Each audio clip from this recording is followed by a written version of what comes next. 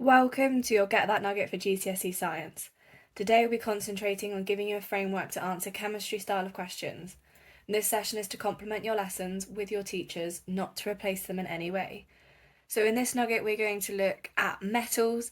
Now there's lots of different questions that can come up surrounding metals, and I've picked some of the common ones for us to go over, and then I've got some questions for you to do at the end. So these are the questions that I've got for us. The first one is around metal properties, and one of the most common ones: why can metals conduct electricity? Now this is due to them having something very unique, and that is delocalized electrons. When metals bond, they've got a free electron that is able to move around and carry that charge through the metal. So we say here delocalized electrons that are free to carry the charge, like so. Those lovely electrons can flow through and carry the charge. That's a nice easy one there to start us off, and that is quite a common one that can come up either asked directly like so, or a little bit more indirectly, but it's always nice and obvious, and you always want to be using that word delocalized and then thinking about the fact that they are carrying the charge. Okay, carrying that electrical charge. 2. Why has Tommy used an alloy of iron rather than iron? So we've got this word alloy that comes up a lot with metals. Now when you sort of see a diagram of just a pure metal, so iron would be a pure metal, you have these really nice neat rows and columns of the metal particles, like so. They should be touching really, but never mind. And I'm putting a plus inside them because they're slightly more positive, because they've got their free electrons, which is what I'm drawing now, little circles with negative signs in it because electrons are negative. That would be a pure metal. Okay, we've got really nice neat columns and nice neat rows, which means if I was to put some pressure, let's say here, that row would just slide, and that makes most metals really, really malleable, but you can mold them like Play-Doh. Whereas when we've got an alloy, we need to know what an alloy is, and an alloy is a mixture of metals. Now you can have some non-metals in there as well, carbon gets chucked in there a bit. There doesn't have to be, but the premise of it is a mixture of multiple metals. We've got more than one metal in there. So if we've got an alloy of iron, we've obviously got iron in there, but we're going to have other things in there as well. And if it's a mixture, then remember that means that I can separate it out. They're not chemically bonded, they're just mixed in all together. A bit like, you've got a bowl of marbles that are all different colours. You can pick out the red ones and the blue ones.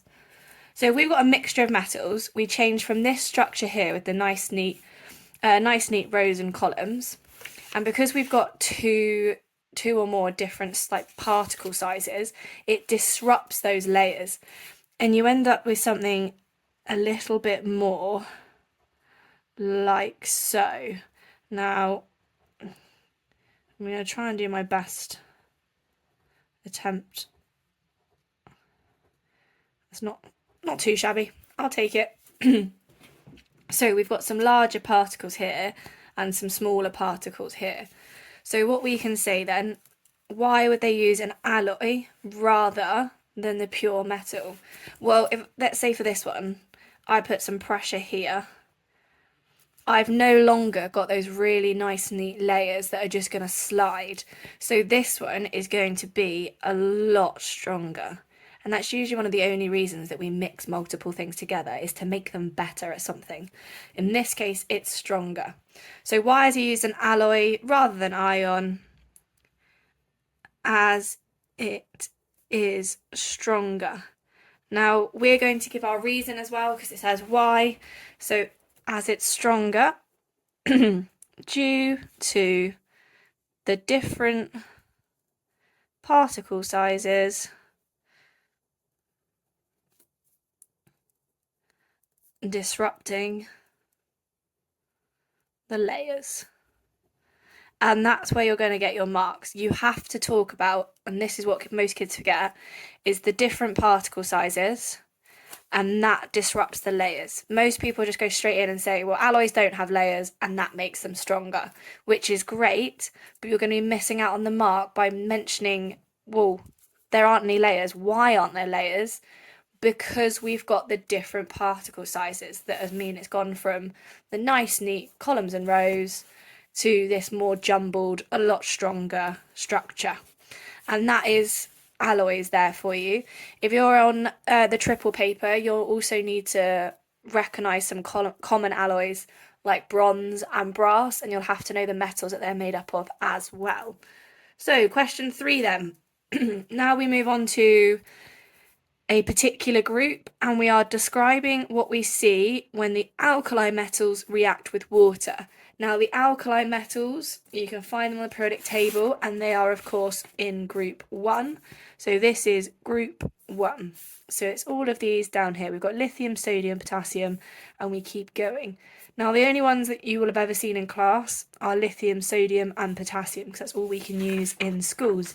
The teacher might have showed you some videos of the other ones, but those are the ones that you can do in school, and those are the only ones they're looking for you to discuss here.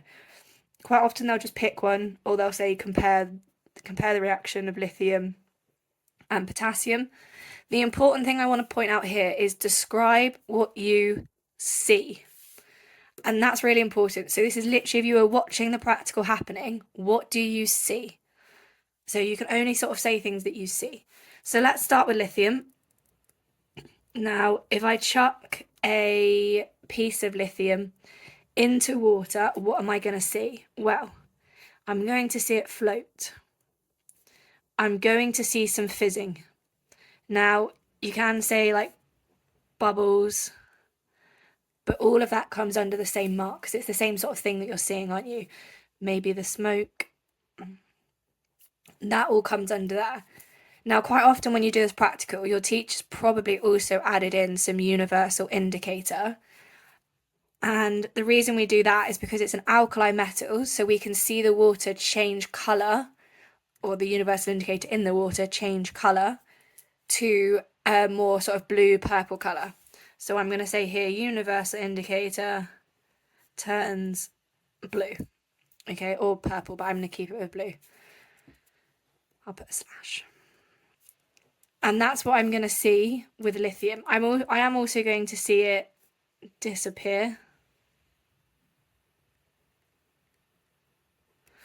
But that's what I'm going to see with lithium. Now we move into sodium. And we're going to see similar things here, and I'm not going to write them out again. So we're going to see it float. We are going to see fizzles. We are going to see the universal indicator, and we're going to see it disappear. But because it is lower down the group, it is more reactive. So this reaction is going to happen faster. And we're also going to see one other difference, and that is an orange flame. So when we see it sort of fizzing and bubbling, it also sets alight and it has an orange flame. Potassium is the next one. And again, you can see that one's even further down the group. So this one's going to have the fastest reaction. Now, would I get any marks for writing that? It's difficult because I'm describing what you see.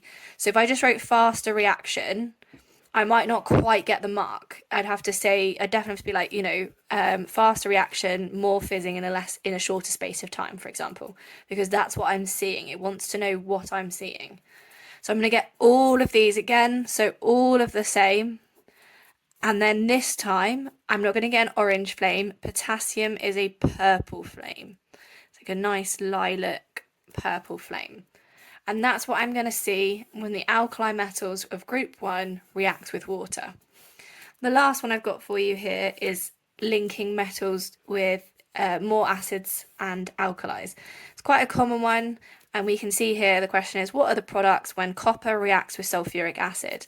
Now, not all metals react with acid. If you think about your lovely reactivity series, where you've got sort of gold and silver at the bottom, working your way, I'll do that. work it, so you've got gold and silver at the bottom, and you work your way all the way up, and potassium, sodium, I'm just going to write as Na, lithium, yeah, all your IUMs. These down here won't react with sulfuric acid, but as we move up, they will react with sulfuric acid or any acid. So we want to know the products. So we are predicting products now. So if I was to write this out as an equation, it'd obviously be copper plus sulfuric acid, and I want to know what comes after the acid. Now there's a bog standard equation for this, and it is metal plus acid makes a salt and hydrogen. So the metal in this case is copper, the acid in this case is sulfuric acid. When I mean salt, we need to name this. But we're always going to get those hydrogen bubbles being given off. They're always going to be there. So I'm going to put hydrogen in because I know that's one of the products that doesn't change. What I need to work out now is the name of the salt. And the way that we do this is the metal always comes first. So it's going to be copper. The acid part always goes at the end. Whether it's a metal or not, the acid part always goes at the end. The other part always goes at the beginning. So if it's sulfuric acid, unfortunately we can't just write copper sulfuric acid. That would be lovely. We need to know the acid word for sulfuric acid. And that is sulfate. If it was hydrochloric acid, it would be a chloride. And if it was nitric acid, it would be a nitrate. So this one then would be copper sulfate plus hydrogen. I've seen one of the ways to memorize this is by using this word mash, because we got the metal plus the acid makes the salt and the hydrogen. And that's sort of how they remember it.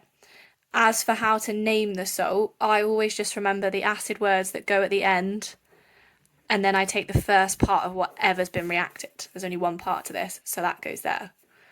Those ones you sort of have to practice, but if you remember the bog standard and remember how to name, then you can always come up with the products or the proper names of the products. So we've looked at all of those. Some questions for you to take away and practice. We've got compare what you see when lithium reacts with water and potassium reacts with water. So remember, when we're comparing, we're going to state our similarities and our differences. Why can sodium metal conduct electricity? And then why is an alloy stronger than a pure metal? Make sure when you've completed those, you take them for feedback to your teacher.